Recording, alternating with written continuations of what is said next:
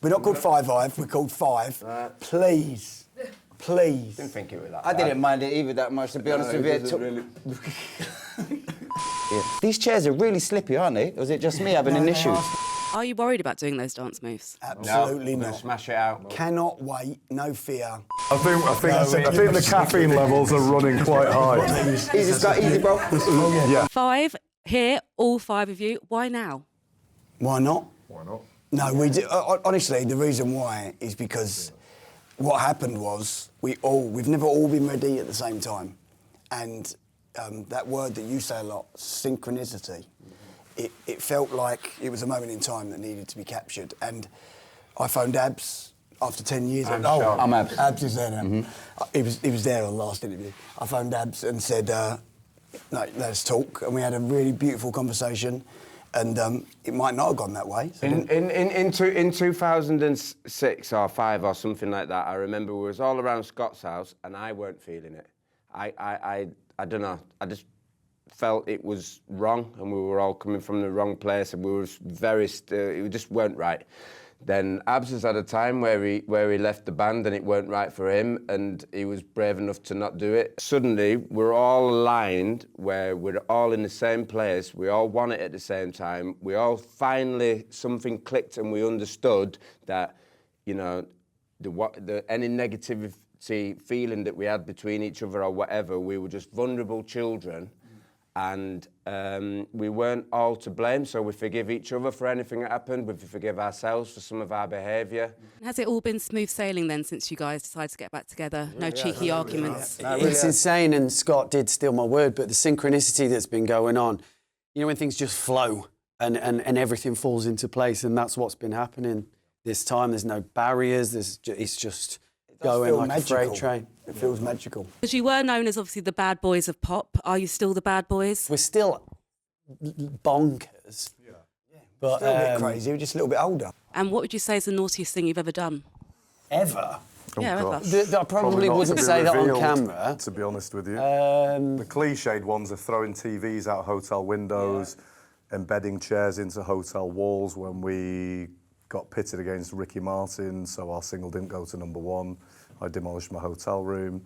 The band had to pay for that. Nice. Sorry, guys. If you guys could rent one out, would you do another sort of reality-style show? It'd be very It good might be viewing. just a little bit too much reality. A bit disturbing. Yeah. Post 9 p.m. Post midnight to maybe 1 o'clock. I guess with it being 25 years, you must be feeling a bit nostalgic looking back. Is there anything maybe you regret or wish you'd done differently? As controversial as it may sound, if we could do it all again, I'd do it all differently. Yeah. Just because I don't mean like different I don't mean it's in a bad way. No, I mean it in the sense of why would I do it all the same exactly again? I wouldn't. I mean, there's nothing I regret. I think it's made us who we are and what we are, and built character. And I think even going through the dark parts of each of our lives, whatever we've been through, has built that character, has enabled us to be here right now. We had to go there. You have to touch that rock bottom to know that the only way out is up. Because we massively appreciate what we've got. You did say there about hitting a rock bottom. Do you think there's a specific moment that you would say was that? We've all had them like at varying places in our lives. I mean, certainly the band took so much emotionally out of us that kind of it just, you know, was a mad trajectory afterwards. Like certainly the 5 years after the band, for me personally, and I'd say all of us, was a very difficult psychological test. I've learnt so much since this time round when we've come back together. I've learnt so much. There were so many things that I thought I was the only person going through. Like say if you was walking down the street, you know, the fame that we had back then, and you really got recognised, and like, you know, I'm not being big-headed, but you know, when it was real pandemonium, like Jay said earlier, he used to feel embarrassed because you'd have people that didn't really be fans of the band, and you'd be concentrating on them because they'd be looking and you'd think, do they think I'm arrogant? Do they think I'm big-headed? But I thought I was the only one feeling that. But then that's just one example that Jay said. So yeah, we all actually went through the exact same thing through different perspectives. You were 100% a commodity and a product. I mean, my nickname was Token.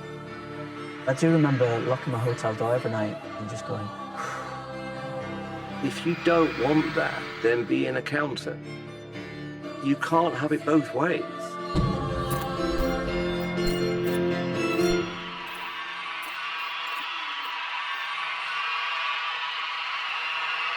My only response to that is, how can you, when you're 15, 17 or 20 years old, even conceive what those pressures could possibly be? Yeah.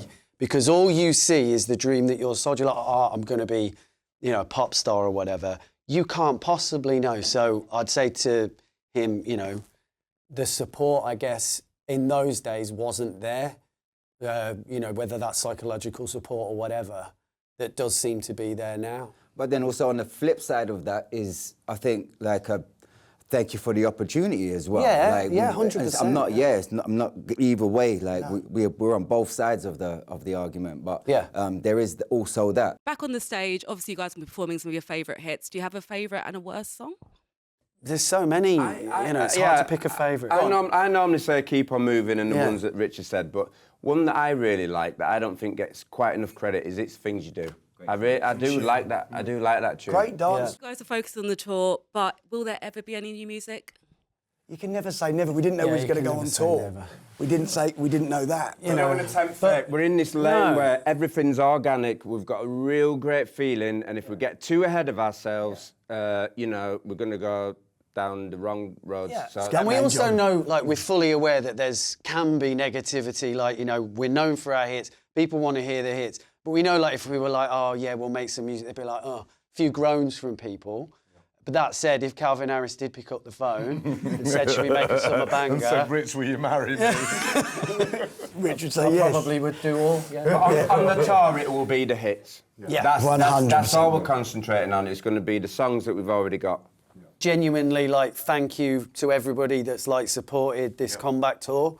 Like, genuinely, it's been so heartwarming to see what we mean to some people. Massively grateful we are. are. We're really if grateful. you have already got a pre-sale ticket, thank you so much, because it really does mean massively the world to us. appreciate it. And if you haven't, that's fine as well, but you're missing out. You're missing out. So you might as well do the right thing, and it's amazing. Thank you. You need a break. Yeah, man.